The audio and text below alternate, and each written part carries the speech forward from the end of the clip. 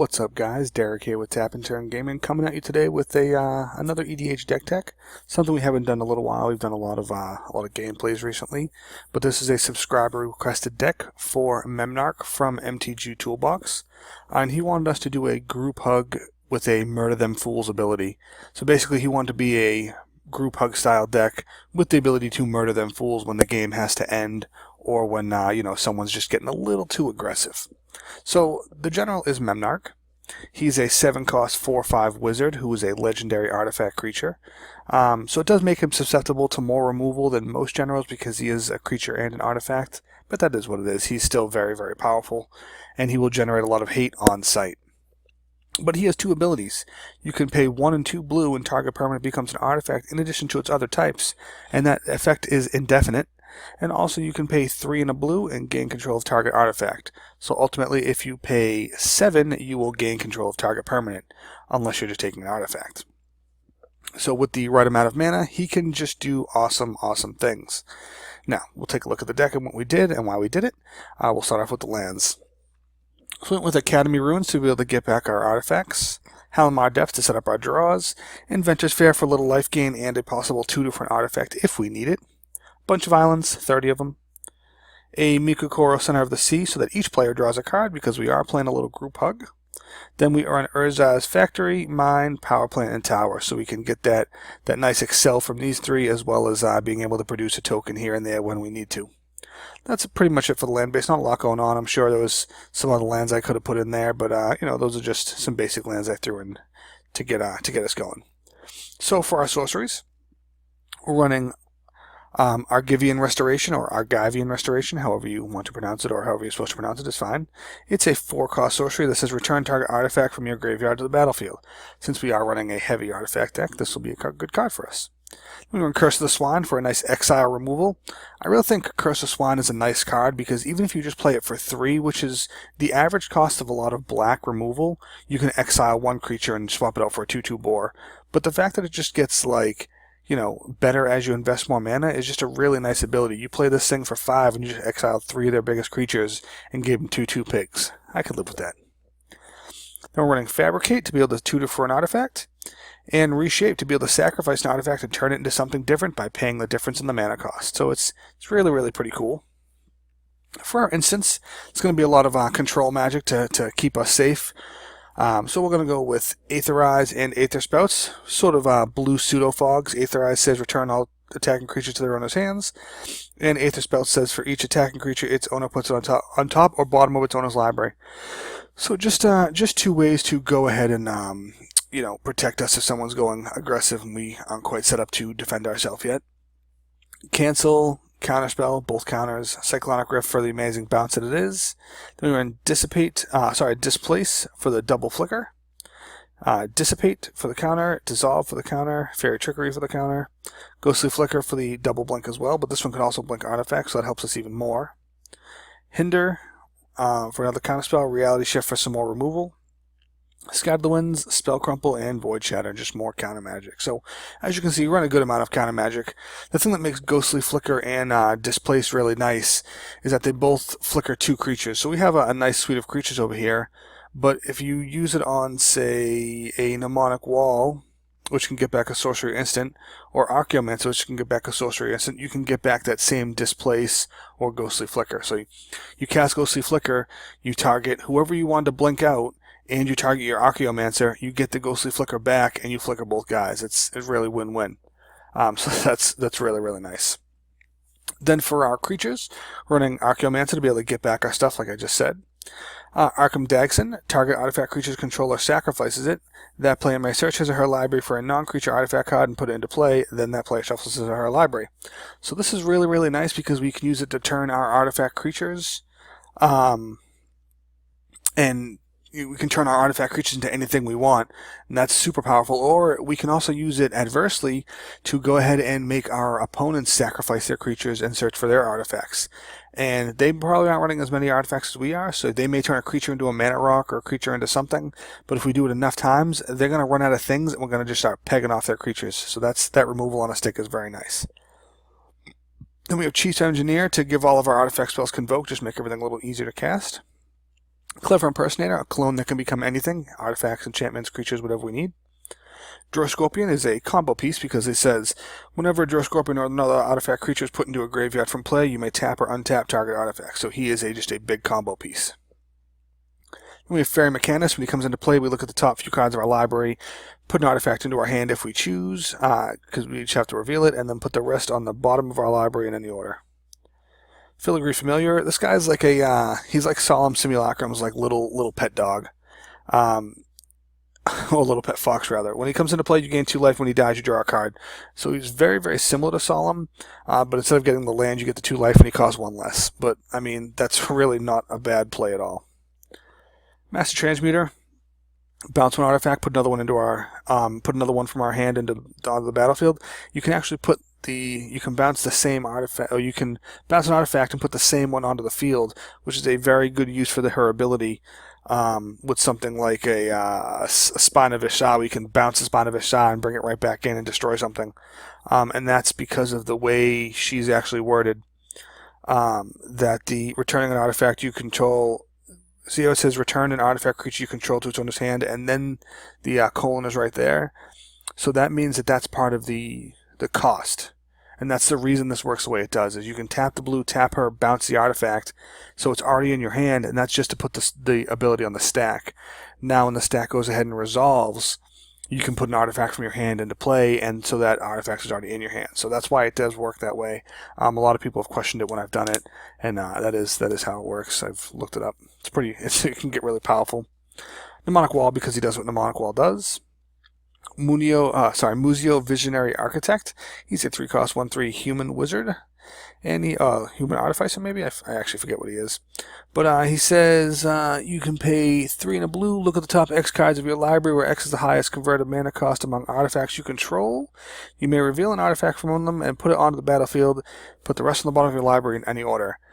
So, I mean, if you have like a 9-cost artifact out, you can reveal the top 9 cards of your library and put an artifact right into play. That is hugely powerful. Hugely. It's bigly powerful. Bigly.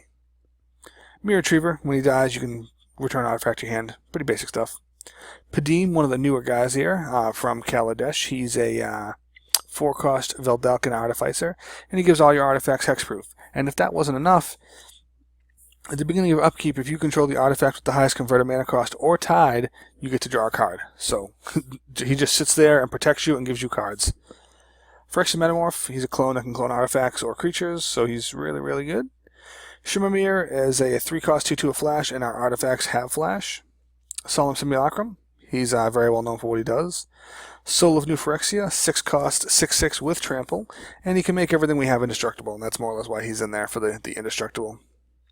And Wormcoil Engine, 6-cost 6/6 with Death Touch and Lifelink, and when he dies, we get a 3/3 Death Toucher and a 3/3 Lifelinker. This guy is pretty legit. He's good for what he does, and he's a nice solid beater to keep us sustained in life, or even be a finisher late game. He can serve a dual purposes. Then the artifacts we run. Aetherworks Marvel, pretty new card. It's becoming very popular. Whenever a permanent you control is put in the graveyard, you get energy, and you can pay 6 energy and tap it, reveal the top 6 cards of your library, and you can cast one of them. Pretty awesome. Animation module says whenever 1 or more +1/+1 counters are put onto a permanent you control, you may pay 1. If you do, create a 1/1 colorless servo artifact creature token. So basically, if we get a +1/+1 counter anywhere, we can get a guy as long as we pay 1 mana. Or we can use its ability to be able to pay some mana, tap it, choose a counter or on target permanent or player, and give that permanent or player another one of those. So we can give ourselves more energy if need be. Just pretty cool stuff. I like the interaction it has, and if you have all the modules together, they make a nice little machine, and I'm all about the nice little machines. We have Ashnod's Altar, be able to sacrifice a creature for 2 more mana. Chromatic Lantern, so because it's awesome. It's just amazing. Conjurer's Closet to be able to flick our creatures. Just good stuff. Darksteel Forge to make all of our stuff indestructible. Darksteel Ingot for the mana. Decoction Module, 2-cost. Whenever a creature enters the battlefield under your control, you may get an energy. Or we can pay 4 and tap it, return to our creature you control to its owner's hand, so we can save one of our guys at instant speed. So it has a dual purpose. Then we have Fabrication Module, which is a 3-cost artifact that says whenever you get 1 or more energy, put a +1/+1 counter on a creature you control. So the modules work really well together, because if you have down Decoction Module, when you get a creature, you get an energy. Okay?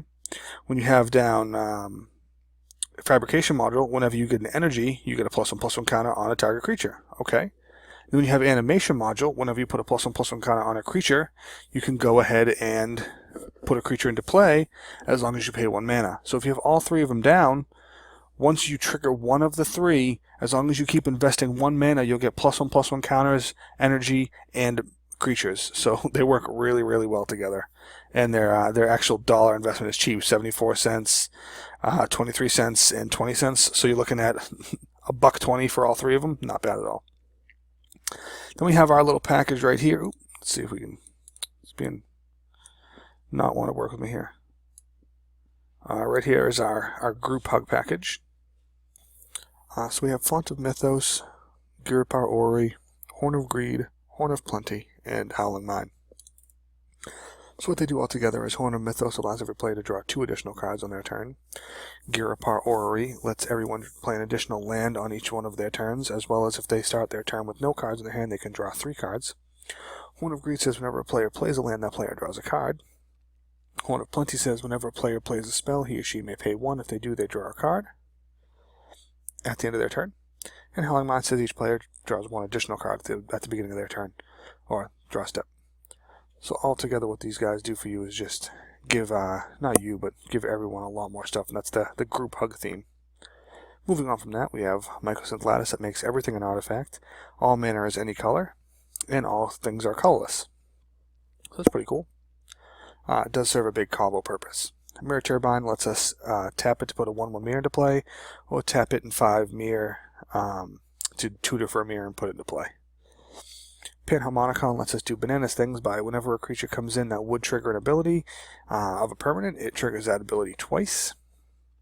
So something like an Archaeomancer, when he enters a battlefield, you can get 2 Sorceries instants back, things like that. Where were we now? Planar Portal lets us tutor for a card for 6 mana. Ring of 3 Wishes lets us tutor for a card for 5 mana, 3 times. Sculpting Steel lets us copy any artifact. Soul Ring is Soul Ring. Spine of Ishtar lets us destroy a permanent, and if it would be destroyed, it goes back to our hand. Summoning Station lets us tap it to put a 2/2 colorless pincher into play, and whenever an artifact is put in the graveyard from play, we may untap Summoning Station.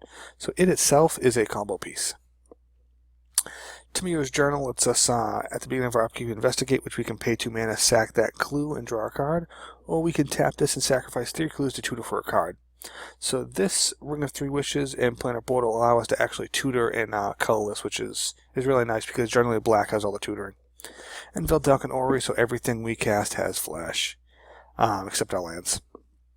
So that's overall the deck. It plays a lot like a blue control deck with a lot of the group hug cards in there, but also some of the things we can do to just outright win once we get a couple cards down is if we can drop our Ashnod's Altar to be able to sacrifice a creature for mana, our Drove Scorpion, so whenever an artifact creature dies, we can untap an artifact, and our Mirror Turbine, we just now got infinite mana, where we can tap the Turbine for the mirror, sacrifice the mirror for the altar for 2 mana, the Scorpion will untap it, and then we can go ahead and we have infinite colorless mana. Now with that infinite colorless mana, we can eventually use our Planar Portal or our Ring of 3 Witches or our Tamiyo's Journal to tutor for a card, and this card we would tutor for is Mycosynth Lattice, because then it says you may spend mana as a mana of any color, and then we can cast our commander, and we can steal literally every permanent. So, like every single permanent we want.